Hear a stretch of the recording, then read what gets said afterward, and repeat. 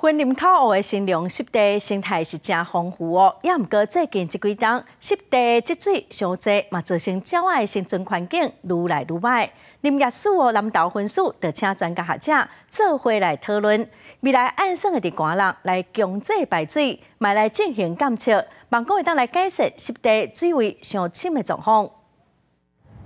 新隆南仔地生态丰富，是台湾西南沿海重要的生态地点。当年11月到过当年4月，是鸟仔类数量的高峰期。过去捌记录到30颗120种的鸟类，包含未少保育类的鸟仔。不过因为最近南仔地积水伤济，害鸟仔的生态地愈来愈少。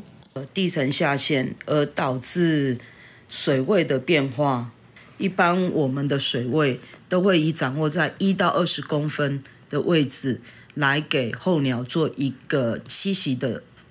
地方。那如果当这样的环境改变的话，其实就会导致有很多的候鸟不再来。为着要了解新隆南仔地水位变化甲解放，林业署南投分署最近邀请相关单位甲专家学者讨论，希望透过监测水质，也佮有南仔地鸟类状况，强制排水或者是找出水文调整的方法，减少南仔地恶化的现象。冬天的时候，可能就是把透过水门操作或是抽水机，先把那个湿地的水排干，然后看它后续水流多久会满，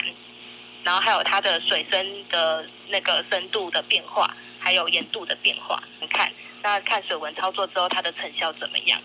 林业署表示，透过新隆南仔地保育公司协力平台，邀请公部门、基金会甲专家，针对生态保育，因已经有初步的想法。不过，因为影响南仔地水位因素复杂，也佫需要县府水利处等单位继续监测，找出改善南仔地积水上深的方法，避免鸟类生态地继续恶化。